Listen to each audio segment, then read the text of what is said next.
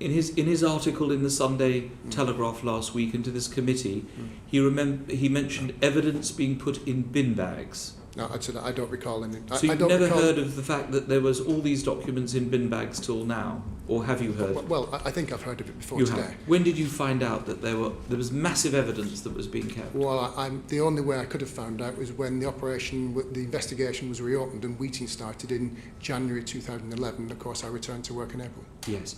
And is it correct that after 6 years it is the policy of the Met to dispose of evidence that is no longer required? Or what is the policy of the Met? I couldn't give you the detailed policy, but I could let the committee have a note afterwards. Would you? Because I'm very keen to know. Nicola Blackwood. Well, I'll get someone to let the committee know. Thank afterwards. you. Nicola Blackwood. So, Paul, you've repeatedly said that you had no reason to think that the first investigation hadn't been completely successful and that there were no further leads to follow up. But Peter Clarke, when he gave us evidence, likened the original investigation to a complex fraud in that there were over 11,000 documents and that it was necessary to set very narrow parameters in order to be able to use the evidence effectively and to gain prosecutions, and that necessarily a lot of the evidence had to not be examined for possible additional indictments. And then, due to the fact that there were problems of resources and a very high terror threat level at the time, there was then the decision not to have an exhaustive analysis following immediately afterwards in 2005-06. Now, was this not disclosed to you in 2009, giving you the sense that perhaps it would be necessary in 2009 to do more than 1 day's review in order to assess those 11,000 documents? No, absolutely not. Phone hacking did not become a priority to me in 2009. I understand that phone hacking did not, but the nature of the evidence which was in your possession was not revealed to you by your officers. No. Thank you. Julian Hubbard.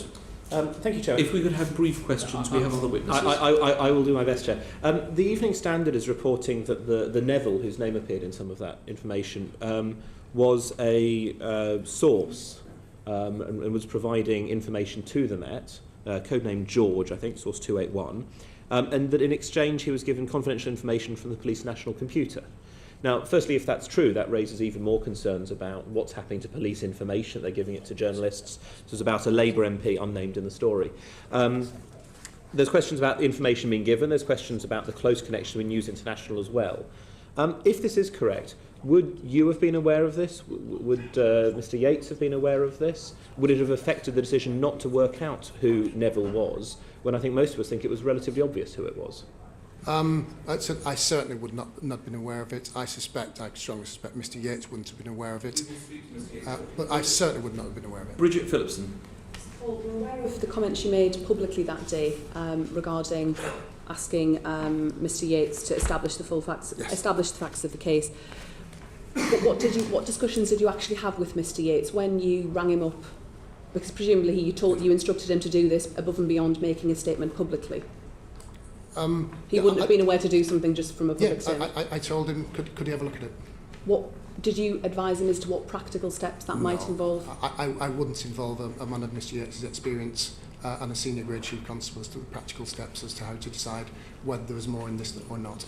And at what point were you aware of the ongoing civil action taken by a number of individuals that was drawing out further information? I really couldn't help you with that. I really couldn't. I don't know what point I was aware, but I do have to say, against the other priorities on my desk, it still wouldn't have been made it a priority. What would make it a priority on my desk if I'd have known about the hideous nature of some of those? Just one final question. Just to return to the comments you made at the start regarding not wanting to compromise the Prime Minister. You talked about, and correct me if I'm wrong, you talked about not wanting, that you spoke to a number 10 official who told you not to share that information with Mr Cameron, is that correct? No. Firstly, and let me make it quite clear, I do not believe that the Prime Minister would be compromised. All I was trying to do is guard him against any accusations that he might. It's simply that. Secondly, I did not say that a senior official told me. It is my understanding that is consistent with the advice from a senior official. But I can't. I think Mr Yates might be able to say more. Who was that senior official? Do you know? I don't have the identity, but that's something. And who had that conversation? Can I suggest you might want to ask Mr Yates? We will ask Mr Yates. Mark Reckless. To the extent that Mr Yates felt that he was perhaps only expected to do the minimum with this review, or whatever it's to be described as. Is that not understandable? I mean, I know, Sir Paul, that you're now saying that the reference to a statement was a technical one, just something formal might happen later that day.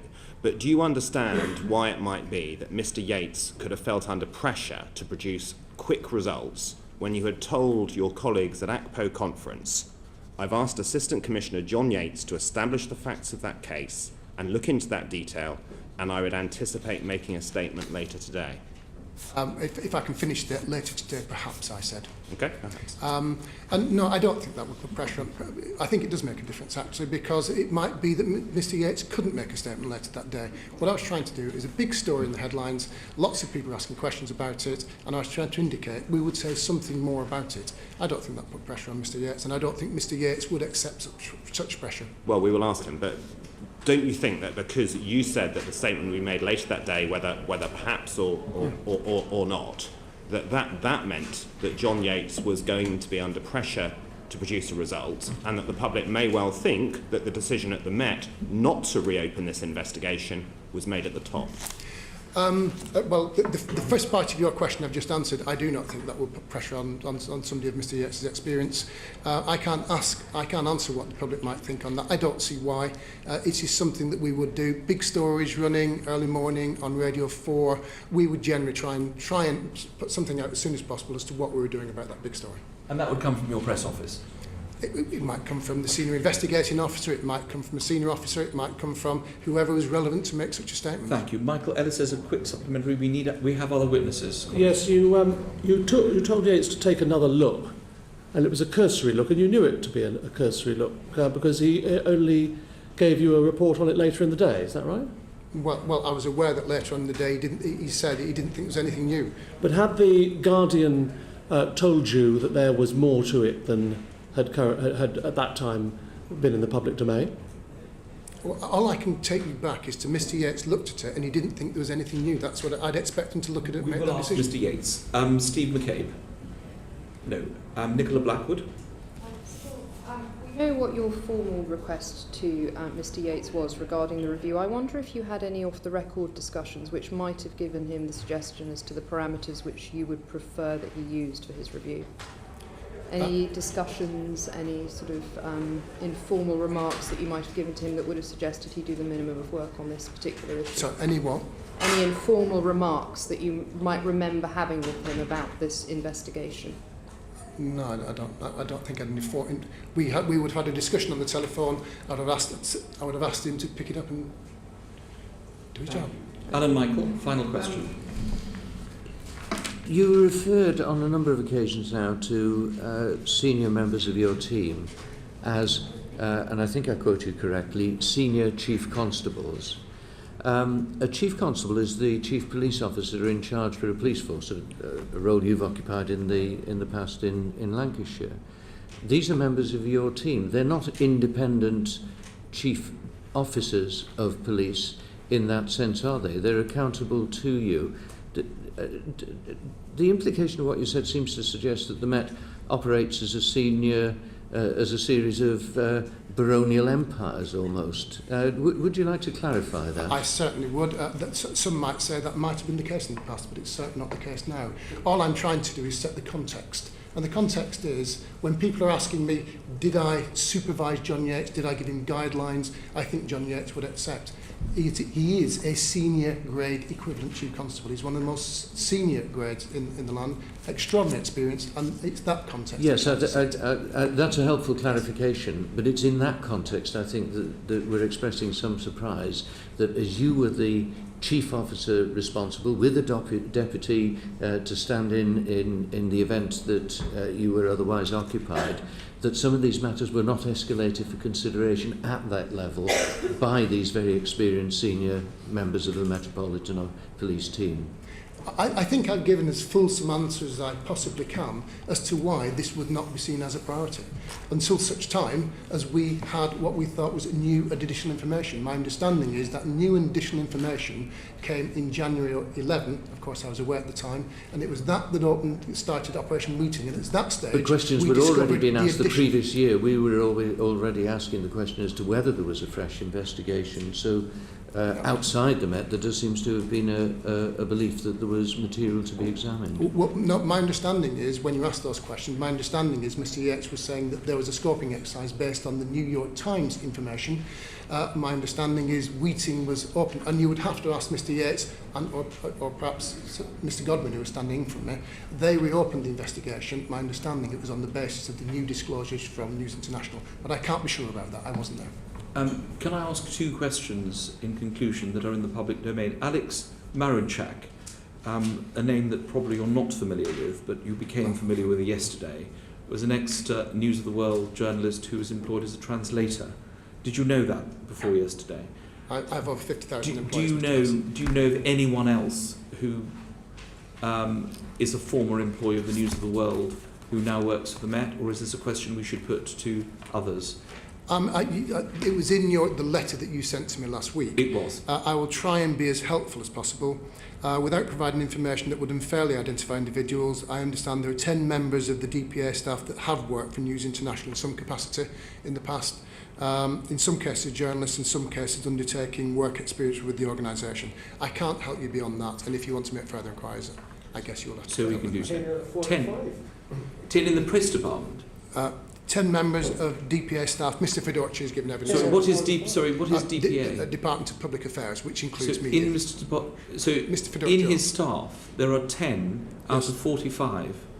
Yes, that's the information I've got. Right, well, we will ask him in a moment further, but you've just given us this information. Presume you've just discovered this. Well, you asked the question, yes. So I tried to say, could I do you the courtesy of an answer? And we're most grateful. In respect of Sean Hoare, do you have any information other than what we've seen in the public domain about None this? whatsoever. You've nothing to tell. Commissioner, this may be the last time that you're appearing before the Select Committee as Commissioner.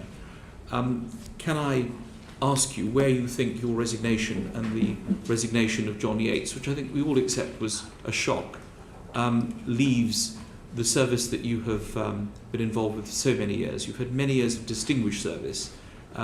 Every person who's spoken about you since your resignation referred to you as an honourable man, a person of integrity.